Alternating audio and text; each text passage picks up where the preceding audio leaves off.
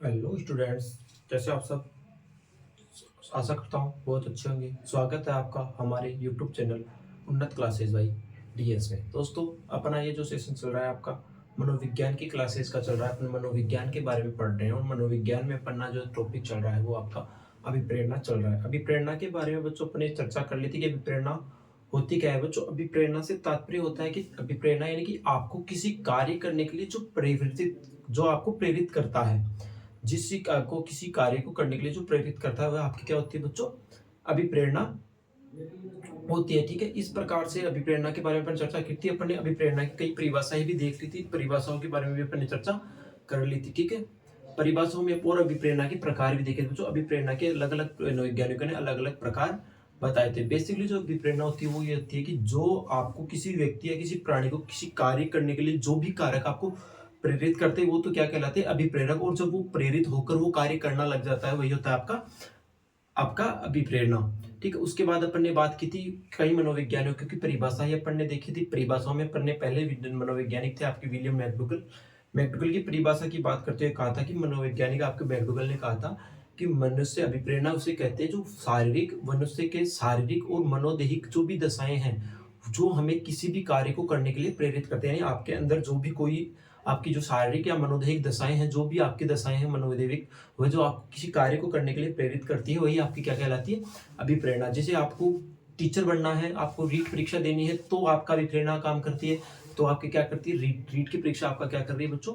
अभिप्रेरणा का काम कर रही है। ऐसे करके फिर अपन ने अगली परिभाषा देखी थी आपके गुड एनएफ ने कहा कि मनोविज्ञान के अंदर अभिप्रेरणा क्या है कि अभिप्रेरणा आपके जो भी कार्य को प्रारंभ करने या जारी रखने या इसको नियमित रखने की जो प्रक्रिया है उसे क्या कहते हैं बच्चों? अपन अभिप्रेरणा कहते हैं। ठीक है, इन सब चीजों के बारे में अपन ने चर्चा की थी और कई मनोवैज्ञानिकों की परिभाषा भी अपन ने देखी थी। उनमें अपन ने बात की थी अगली परिभाषा एक और देखी थी अपन ने, मनोवैज्ञानिक आपके स्किनर, नर्नर स्किनर। स्किनर ने क्या कहा था कि किसी कार्य अभिप्रेरणा क्या है? जो अधिगम है आपका, अधिगम का सर्वोच्च राजमार्ग भी कह सकते हैं, इसको स्वर्ण पथ भी कह सकते हैं, इसी को अपन को हृदय भी कह सकते हैं। ऐसे करके अपन ने परिभाषा की बात की थी। फिर अपन ने बात की बच्चों अभिप्रेरक। अभिप्रेरक क्या होते हैं? आपको किसी कार्य, वे कारक जिनसे आप अभिप्रेरणा कार्य करते हैं, यानी वे कारक जिनसे जैसे जैसे आप में अभिप्रेरणा होती है, जिन कार्यों से आप प्रेरित होते हैं, अभिप्रेरित होते हैं, वह क्या कहलाते हैं? अभिप्रेरक। अभिप्रेरक के बारे में अपन ने बात की थी बच्चों, दो प्रकार के अभिप्रेरक होते हैं, पहले सकारात्मक और दूसरे नकारात्मक। पहले सकारात्मक जिसे अपन आंतरिक कहते हैं, जो आपके आंतरिक भावों से निकल के आते हैं, जैसे आपको भूख लगना, ये सब आपके आंतरिक संवेग है। जैसे प्यास लगना, काम आना, नींद आना, ये सारी प्रवृत्तियां क्या है? आपके आंतरिक यानी आपके देह के यानी आपके आंतरिक प्रभाव से प्रेरित हो रही है, आपके आंतरिक भाव से निकल रही है। दूसरे प्रेरक होते हैं वो आपके बाह्य प्रेरक। बाह्य प्रेरक क्या होते हैं? जैसे किसी का पद हो या किसी की प्रतिष्ठा हो, किसी का मान सम्मान हो या कोई भी पुरस्कार हो या कोई सजा हो, ये सारे क्या है? आपके बाह्य प्रेरक, क्योंकि ये आपको बाहरी लोगों यानी किसी अन्य के द्वारा दिए जाते हैं। जबकि आंतरिक प्रेरक होते हैं जो आपको स्वयं किसी कार्य को करने के लिए आपके आंतरिक भाव से निकल काटते हैं। इससे संबंधित एक मनोवैज्ञानिक थे आपके अब्राहम मैस्लो। अब्राहम मैस्लो ने आपके अभिप्रेरक दो प्रकार के बताए हैं, पहले जन्मजात अभिप्रेरक, दूसरे अर्जित अभिप्रेरक। इनका मानना है कि बालक के अंदर कुछ अभिप्रेरक जन्मजात भी होते हैं और कुछ अभिप्रेरकों को बालक अर्जित करता है। जैसे जन्मजात के रूप में तो अपन उसको देख सकते हैं, भूख लगना, प्यास लगना, नींद आना, ये सारे तो उसके जन्मजात यानी ये सारी क्षमताएं उसके अंदर जन्म से ही पाई जाती है। और दूसरी आपकी बात करते हैं अर्जित। अर्जित क्या करेगा बच्चा? इस समाज में अपना मान सम्मान प्रतिष्ठा, ये सारी चीजें वो क्या कर सकता है? अर्जित कर सकता है। फिर आपके मनोवैज्ञानिक थे आपके थॉमसन ने भी मनोविज्ञान के जो लिए जो अभिप्रेरणा के जो अभिप्रेरक बताए थे, अभिप्रेरक आपके थॉमसन ने भी दो प्रकार के बताए थे आपके, एक तो स्वाभाविक अभिप्रेरक, एक दूसरा कृत्रिम अभिप्रेरक। स्वाभाविक अभिप्रेरक में बच्चों अपन देखते हैं खाना पीना, सोना, खेलना, मनोरंजन का, ये सारे आपके स्वभाव रूप ही होते हैं। और दूसरे होते हैं आपके कृत्रिम, जिसमें आपको किसी पद प्रतिष्ठा या मान सम्मान आदि आपके क्या होते हैं? आपके कृत्रिम अभिप्रेरक। उसके बाद अपन ने बात की थी एक मनोवैज्ञानिक थे आपके गेरट। गेरट के अनुसार गेरट ने तीन प्रकार के, एकमात्र मनोवैज्ञानिक जिन्होंने तीन प्रकार के अभिप्रेरक बताए थे, तीन प्रकार के प्रेरक बताए थे। गेरट ने तीन प्रकार के प्रेरक कौन कौन से बताए थे? एक तो आपके दैहिक जिन्हें अपन संवेग, जो आपके संवेग होते हैं, दूसरे आपके मनोदैहिक जिन्हें अपन मूल प्रत्यय कहते हैं, तीसरा आपके सामाजिक जो आपके आदर्शात्मक तत्वों में या नैतिक आचरण के अंतर्गत आते हैं। जो संवेगों में अपन देखते हैं क्रोध, भय, आश्चर्य, ये सारे आपके दैहिक हैं। जबकि मूल प्रवृत्तियों से संबंधित आपकी युयुत्सा, पलायन करना या जिज्ञासा करना, ये सारी चीजें आपके अंदर क्या है? आपकी मूल प्रवृत्तियां है या मनोवैज्ञानिक अभिप्रेरक है। और उसके बाद अपन ने बात की थी सामाजिक या आदर्श, जिनमें प्रेम करना, सहयोग करना, ये सारी भावनाएं आपके मनोविज्ञान के अंदर अभिप्रेरणा या अभिप्रेरक कहलाते हैं। अब बात करें अपन अभिप्रेरणा किस तरीके से कार्य करती है। ठीक है, अभिप्रेरणा की कार्य प्रणाली देख रहे थे अपन।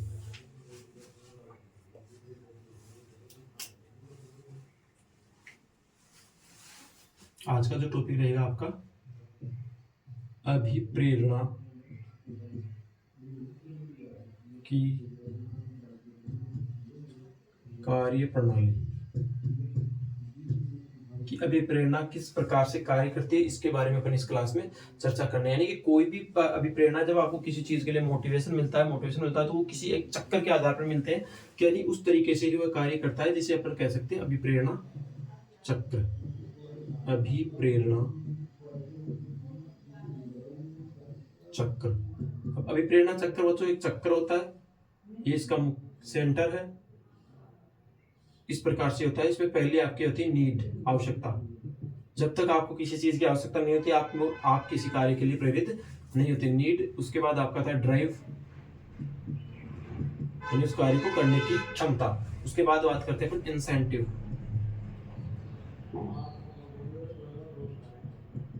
ये तो है आपकी आवश्यकता कि जब आपको आवश्यकता होती है तभी आप किसी कार्य को करने के लिए प्रेरित होते हैं। आवश्यकता, चालक या न्यून अंतर्निहित।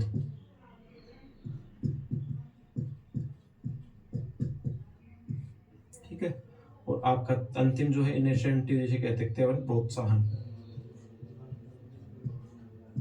जब ये कंप्लीट चक्कर हो जाता है तब बच्चों आपकी क्या होती है, अभिप्रेरणा होती है। अब बच्चों इनके बारे में अलग अलग तरीके से अपन देखते हैं कैसे मोटिवेशन किसे कहते हैं। मोटिवेशन के लिए आपके अंदर ये तीनों चीजें होना आवश्यक है। बच्चों मोटिवेशन कब होगा या अभिप्रेरणा कब होगी?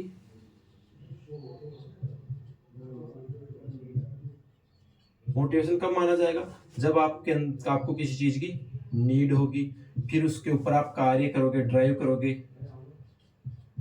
और उसके बाद आप इसमें क्या प्राप्त करोगे, प्रोत्साहन प्राप्त करोगे, इंसेंटिव।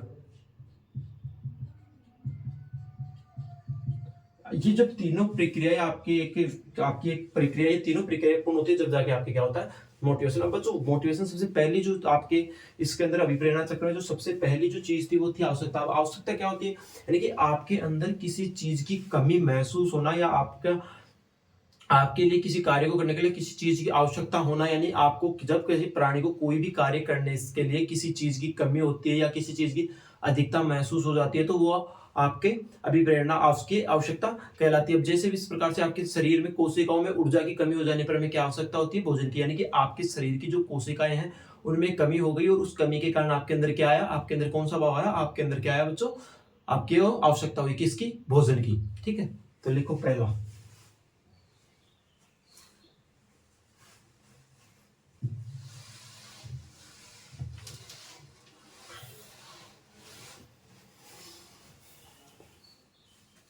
पहला है आपकी आवश्यकता।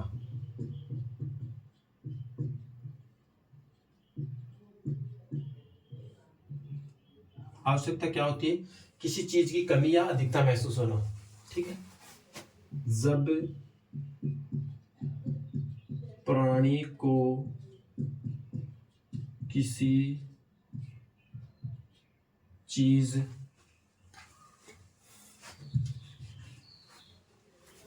जब प्राणी को किसी प्रकार की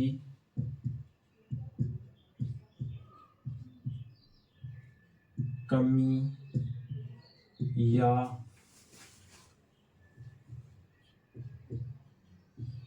अधिकता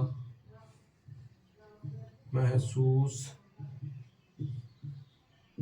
होती, जब प्राणी को किसी प्रकार की कमी या आवश्यकता या अधिकता महसूस होती है तो वह उसकी आवश्यकता कहलाती है। तो वह उसकी आवश्यकता कहलाती है। तो वह उसकी क्या कहलाती है बच्चों, आवश्यकता कहलाती है। जैसे हमारे शरीर में, उदाहरण के लिए देखो,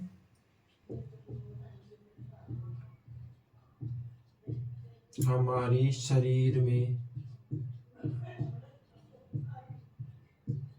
थकान महसूस होने पर हमें भोजन की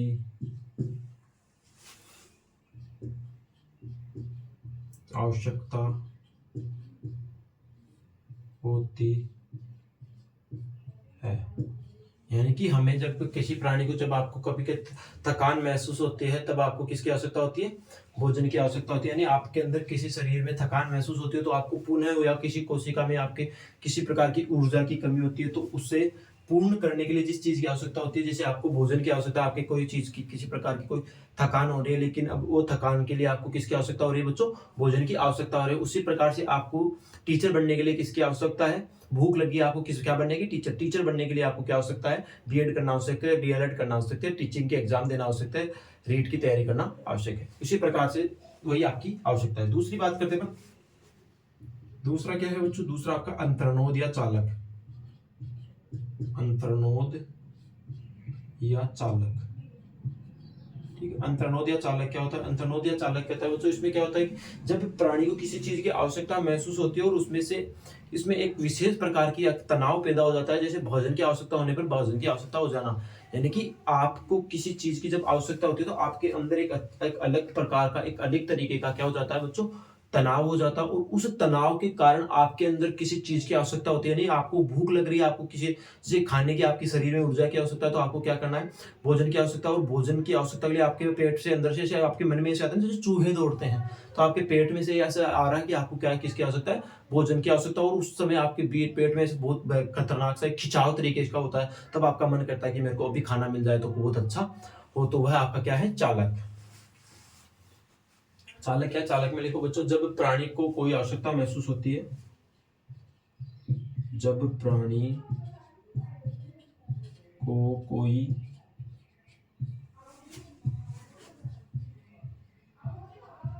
आवश्यकता महसूस होती है, जब प्राणी को कोई आवश्यकता महसूस होती है, क्या होता है बच्चों? जब प्राणी को कोई आवश्यकता महसूस होती है तो उसमें विशेष प्रकार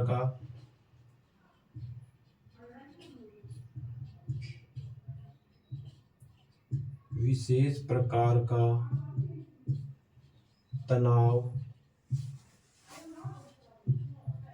पैदा होता है,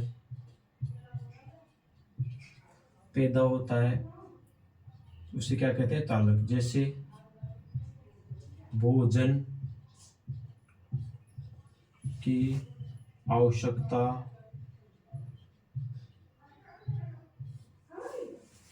होने पर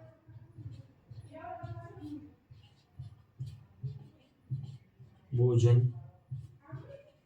की मांग होना, ठीक है। ये होता है आपका चालक। और अंतिम जो आपके, वो आपका है बच्चों प्रोत्साहन। प्रोत्साहन क्या होता है कि जब आप किसी कार्य को करते हैं, आपको भूख लगी, आप जब आपको उस जिस चीज की आपको आवश्यकता थी वह आपकी पूर्ण हो जाती है, जब उससे संबंधित कोई भी आप वस्तु ले लेते हो या उस चीज से संबंधित कोई चीज आप ग्रहण कर लेते हो, तो आपका जो चालक है, यानी जो आपके बहुत जो तनाव, पेट में जो तनाव पैदा हो रहा था भूख की वजह से, तो वह समाप्त हो जाता है। उसे अपन क्या कह सकते हैं? प्रोत्साहन कह सकते हैं, ठीक है। एक लिखो इसमें प्रोत्साहन, लास्ट लिखो बच्चों।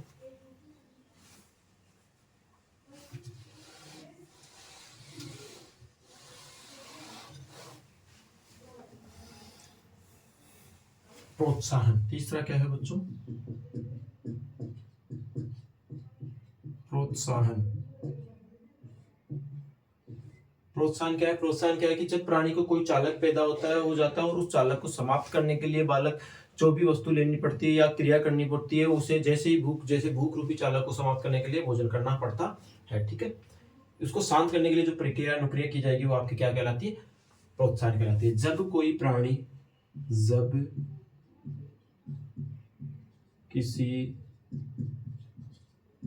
किसी प्राणी में कोई चालक पैदा हो जाता है, प्राणी में कोई चालक पैदा हो जाता है, ठीक है। जब किसी प्राणी में कोई चालक पैदा हो जाता है, जब किसी प्राणी में कोई चालक पैदा हो जाता है, तो उस चालक को समाप्त करने के लिए उस चालक को समाप्त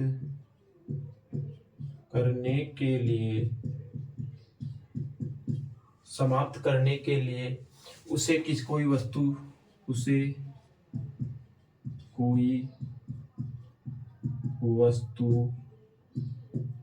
देनी पड़ती है या देती जाती है।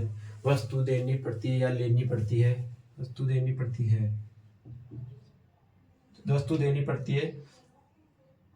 या क्रिया होती है।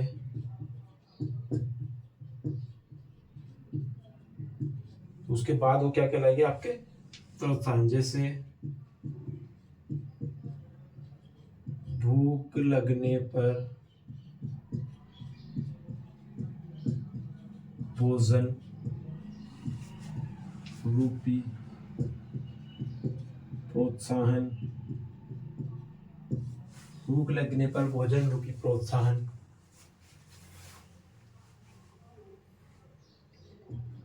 लेना। ठीक है, यानी कि जब आपको भूख लगी, आपके शरीर में एक अजीब सा तनाव पैदा हुआ, आपको भूख लगी, आपने उसके लिए क्या किया, आपने उसके लिए भोजन प्राप्त करने की कोशिश की, आपने कहीं ना कहीं से कैसे भी करके कुछ ना कुछ खाया। जैसे आपने खाया और आपकी जो भूख थी वो शांत हो गई, तो वो क्या हो गई, प्रोत्साहन। और इन तीनों की जो प्रक्रिया होनी थी उसके बाद क्या हो गई बच्चों, आप में अभिप्रेरणा। यानी कि अभिप्रेरणा तभी संभव है जब आपके अंदर आपको किसी चीज की आवश्यकता है, जब आपको नीड होगी तब आप उससे संबंधित कार्य करोगे, यानी उससे संबंधित कार्य करोगे। और जब आपको वो कार्य करोगे उसके बाद जब वो आपको कार्य आपका पूर्ण हो जाएगा और आपकी जिस चीज की आवश्यकता थी वह पूर्ण हो जाएगा, तब आपके अंदर जो होगा, तब आपके अंदर क्या होगी बच्चों, अभिप्रेरणा। ठीक है, इसी के संबंधित एक मनोवैज्ञानिक एक नोट लगा कर लिखो। एक फ्रायड ने क्या कहा, फ्रायड ने कहा कि बालकों में और बालक, लड़का और लड़की में एक अलग अलग प्रकार की ग्रंथियां उत्पन्न होती है, जिससे बालक को वो माता और पिता की ओर आकर्षित होता है। ठीक है, तो उसके बारे में एक बार यही लिख लेते हैं अपन, नोट लगा के लिखो। फ्रायड के अनुसार सिगमंड फ्रायड का सिद्धांत पढ़ा था ना अपने, मनोविश्लेषणवाद का सिद्धांत, उससे संबंधित फ्रायड का सिद्धांत या फ्रायड के अनुसार बालक में ओडिपस ग्रंथि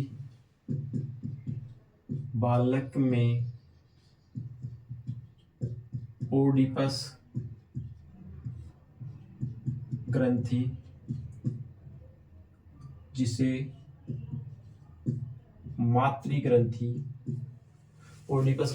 मातृ ग्रंथि कहते हैं। ओडिपस ग्रंथि जिसे मातृ ग्रंथि कहते हैं, उसके कारण बालक अपनी माँ की ओर अधिक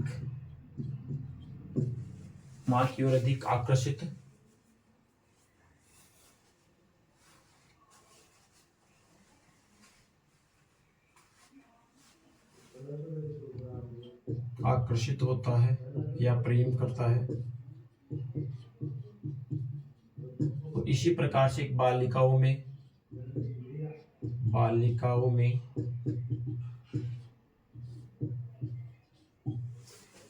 इलेक्ट्रा ग्रंथि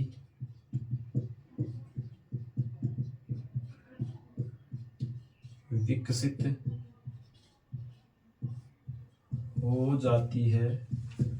हो जाती है जिसे पितृ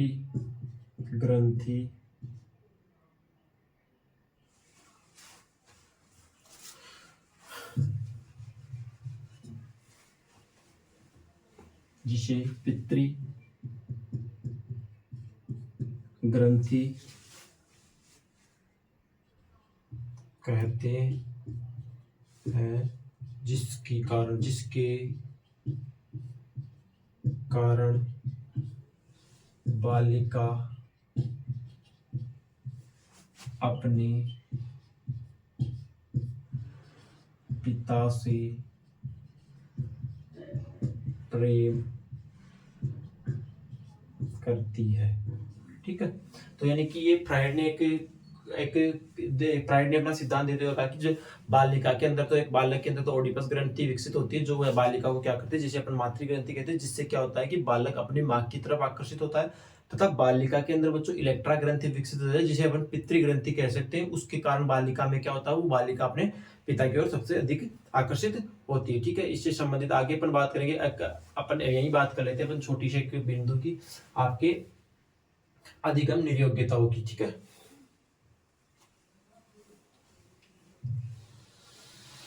छोटा सा टॉपिक है अधिगम निर्योग्यता, यानी कि अधिगम से संबंधित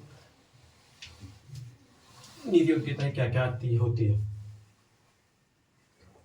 जो आपके लिए इंपॉर्टेंट है, इस वजह से यही पढ़ा जा रहा हूं मैं आपको। अधिगम, इसमें से 1% जरूर आएगा बच्चों, निर्योग्यताएं। ठीक है, कई प्रकार की अधिगम निर्योग्यता है, जैसे अपन पहले बात करते हैं डिसलेक्सिया। डिसलेक्सिया, ठीक है। दूसरा आपका है Alexia. Dyslexia, Alexia, dyslexia, Alexia, dysgraphia, dyslexia, Alexia, dysgraphia, dysgraphia, dyscalculia, dyscalculia, ये गणना से संबंधित विकार है बच्चों। डिसकैलकुलिया के बाद आपके आता है डिस्मॉर्फिया। डिस्मॉर्फिया, डिस्मॉर्फिया के बाद बच्चों आपका आता है, डिस्मॉर्फिया के बाद आपका आता है अफिजिया। ये बच्चों 5-6 ऐसे इंपॉर्टेंट विकार है अफिजिया। ये अधिगम से संबंधित विकार होते हैं, जिससे अभिव्यंजना आपकी प्रभावित होती है, अफिजिया। ठीक है, सबसे पहले बच्चों बात करते हैं डिसलेक्सिया। डिसलेक्सिया क्या होता है? डिसलेक्सिया के से तात्पर्य है बच्चों कि पढ़ने से संबंधित विकार होता है, यानी इसमें बालक क्या होता है, पढ़े हुए शब्दों को ठीक प्रकार से, लिखे हुए शब्दों को ठीक प्रकार से नहीं पढ़ पाता। ठीक है, इसे कहते हैं पठन विकार। इसमें क्या होता है, पठन विकार होता है। इसमें क्या होता है, पठन विकार। पठन विकार क्या, लिखे हुए शब्दों को ठीक से नहीं पढ़ पाना, शब्दों को ठीक से नहीं पढ़ना। ठीक है, दूसरी बात करते हैं अपन एलेक्सिया। एलेक्सिया से क्या होता है, एलेक्सिया एक प्रकार का मानसिक पठन विकार है, यानी बालक के मस्तिष्क के अंदर एक प्रकार का विकार आता है, जिसमें बालक का मानसिक क्षमता कम होती है, वो कई चीजें वो कैच नहीं कर पाता प्रॉपर तरीके से, मानसिक पठन विकार। इसके बाद आता है आपका डिस्ग्राफिया। डिस्ग्राफिया में अपन बात करते हैं बच्चों लेखन संबंधित विकार, लेखन विकार। इसमें क्या होता है, बच्चा सही से लिख नहीं पाता है शब्दों को देखकर भी। डिसकैलकुलिया तो गणित से संबंधित होता है। इसमें क्या होता है, बच्चा कैलकुलेशन नहीं कर पाता। इस बीमारी से क्या होता है, बच्चे के अंदर बच्चा गणित के विकार होता है, और इसमें बच्चा क्या देखता है, गणित से संबंधित यानी गणना नहीं कर पाता, गणना नहीं कर पाता। दूसरा आपका है डिस्मोर्फिया। डिस्मोर्फिया क्या होता है, डिस्मोर्फिया आपके अंदर, बच्चों के अंदर क्या होता है, भ्रम या संदेह की स्थिति पैदा होती है। आपको कई बातों को लेकर अलग अलग तरीके से संदेह होता है मतलब इसमें होता क्या है कि बालक हमेशा संदेह में ही रहता है, उसे हर एक बात में उसको संदेह नजर आता है। दूसरा है अफेजिया, संप्रेषण संबंधित विकार। अफेजिया, संप्रेषण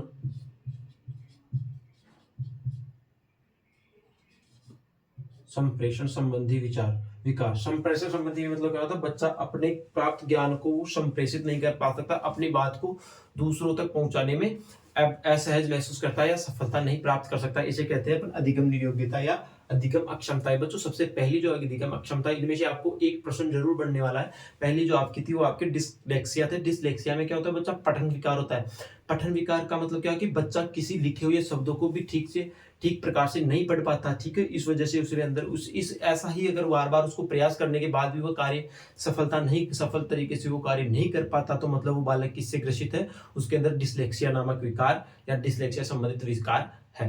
उसके बाद बात करते हैं अपन एलेक्सिया। एलेक्सिया क्या होता है बच्चों, एलेक्सिया के अंदर क्या होता है, मानसिक पठन विकार, यानी बालक के अंदर मानसिक क्षमता ऐसी होती है कि वो बहुत सारी कोशिशें करने के बाद भी वो ठीक तरीके से किसी चीज को पढ़ नहीं पाता। उसके बाद बात की अपन ने डिस्ग्राफिया। डिस्ग्राफिया के अंदर क्या होता है कि बालक लिख नहीं पाता, लिखने में उसको कई प्रकार की समस्या होती है, यानी उस शब्दों को पढ़ तो पाता है लेकिन शब्दों को लिखने में उसको कई प्रकार के समस्याओं का सामना करना पड़ता है। तीसरी चौथे की अपन ने बात की डिस्कैलकुलिया। डिस्कैलकुलिया में होता क्या है बच्चों, बालक के से संबंधित गणित संबंधित विकार है। इसमें क्या होता है कि बालक गणित के शब्दों की यानी गणित में गणना करने में अक्सर असमर्थ या अक्षम होता है।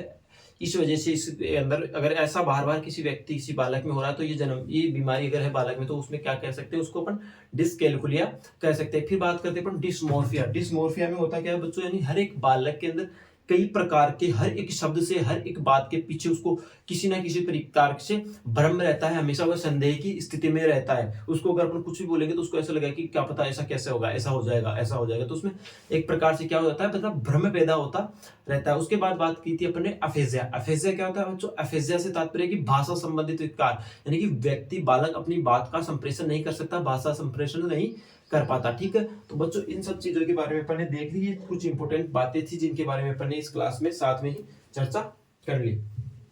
तो आज की क्लास में जो अपन ने देखा था वो बच्चों, अपन ने आज की क्लास स्टार्ट की तो उसमें अपन ने सबसे पहले क्या देखा बच्चों, बताओ देखिए क्या देखा। सबसे पहले अपन ने जो देखा था वो ये देखा था कि अधिगम संबंधित विकार क्या होता है, यानी बालक के अंदर किसी प्रकार से अभिप्रेरणा की कार्य प्रणाली किस प्रकार से अभिप्रेरणा कार्य करती है, ठीक है। अभिप्रेरणा किस प्रकार से कार्य करती है बच्चों, अभिप्रेरणा कार्य करती है, कार्य करने के लिए अभिप्रेरणा कितने 3 भागों में डिवाइड होकर कार्य करती है, यानी अभिप्रेरणा के अंदर कार्य प्रणाली में 3 प्रकार के चक्र होते हैं। पहला नीड जिसे कहते हैं आवश्यकता, उसके बाद आपकी आती है ड्राइव जिसके अंदर क्या होता है अधिगम, अंतर्निरोध कह सकते हैं या इसे चालक कह सकते हैं। तीसरा आपकी होती है इंसेंटिव जिसे अपन प्रोत्साहन कहते हैं, यानी जब तक एक व्यक्ति एक बालक के अंदर ये तीनों प्रक्रिया एक समान तरीके से या एक साथ नहीं होती है तो बालक के अंदर क्या होता है बच्चों, तो बालक के तो अपन कंप्लीटली क्या नहीं कह सकते, अभिप्रेरणा नहीं कह सकते। तो इसके बाद अपन ने बात की चालक क्या होता है, आवश्यकता क्या होती है, नीड क्या होती है। आज की क्लास में अपन ने बात की थी बच्चों आवश्यकता। आवश्यकता क्या होती है कि आपको किसी भी चीज की आपको शरीर यानी किसी प्रकार से आपको किसी चीज की या तो कमी नजर आए या आपको उस चीज की अधिकता नजर आए, तो उससे क्या कह सकते हैं अपन आवश्यकता, यानी आपको कोई कार्य करने के लिए किसी ना किसी प्रकार से आवश्यकता होती है, वही आपकी क्या कहलाती है, आवश्यकता। उसके बाद बात करते हैं बच्चों चालक। चालक क्या होता है कि जब आपको किसी चीज की आवश्यकता है और आप उसको पाने के लिए आपके अंदर कुछ अनेक अलग प्रकार का एक बिहेवियर आपके अंदर आता है, अजीब तरीका आपके अंदर खिंचाव आता है। वो खिंचाव आने के बाद आप क्या करते हो, वो कार्य करते हो उससे संबंधित कि मेरे को ये कार्य इस तरीके से करना है, यानी कि जैसे आपको भोजन की आवश्यकता है तो आप भोजन प्राप्त करोगे, आप भोजन प्राप्त करना करोगे। उसके बाद बात करिए अपन ने लास्ट में बात की बच्चों अपन ने प्रोत्साहन। प्रोत्साहन में क्या होता है बच्चों, आपने आपके अंदर जो अजीब तरीके की जो तनाव पैदा हुआ था, आपने उस तनाव को खत्म करने के लिए आपने चालक पैदा हुआ उसको आपने खत्म करने के लिए उस चालक से संबंधित आपको वस्तु लेनी पड़ती है। जैसे आपको भूख लगी है तो आपको किसकी आवश्यकता होगी, भोजन की, और आपने अगर भोजन ले लिया तो वो आपकी भूख शांत हो जाती है, तो वो आता है आपका प्रोत्साहन। तो जब तक ये आपको आवश्यकता, चालक और प्रोत्साहन तीनों प्रोसेस एक प्रक्रिया से नहीं गुजर जाते तब तक ये आपको अभिप्रेरणा नहीं कह सकते। उसके बाद अपन ने एक बात की थी, एक मनोवैज्ञानिक यहाँ की फ्राइड ने बच्चों बालकों में 2 प्रकार की ग्रंथियों की बात की थी जिन्होंने अपना मनोविश्लेषणवाद का सिद्धांत दिया था। उसी में उन्होंने एक बात की थी कि बालिकाओं के अंदर तो बालक के अंदर तो बच्चों आपके ओडिपस ग्रंथि विकसित होती है, जबकि बालिकाओं के अंदर आपके इलेक्ट्रा ग्रंथि विकसित होती है। बच्चों ओडिपस ग्रंथि से तात्पर्य यह है कि बालक तो अपनी माता से अधिक प्रेम करता है जबकि बालिका अपने पिता से अधिक प्रेम करती है। उसके बाद अपन ने बात की थी आज के टॉपिक में अधिगम निरयोग्यता। अधिगम निरयोग्यता को क्या कह सकते हैं, जैसे अपन ने बात की dyslexia, dysgraphia, Alexia, dyscalculia, dysmorphia, aphasia, ये 4, 5, 6 प्रकार के अपने विकारों के बारे में बात की थी। तो दोस्तों आशा करता हूँ आपको आज की क्लास बहुत अच्छी लगी होगी, आपने एंजॉय किया होगा। तो अगर आपको हमारी क्लास अच्छी लगी है तो हमारे चैनल को लाइक शेयर एवं सब्सक्राइब करें और हमारे यूट्यूब चैनल को ज़्यादा से ज़्यादा सब्सक्राइब करें ताकि हम भी मोटिवेट होते रहे और आपको और भी अच्छा कंटेंट आपको बेहतर तरीके से प्रोवाइड करवाते रहे। इसी के साथ मैं आप आज की क्लास को यहीं विराम देता हूं। धन्यवाद।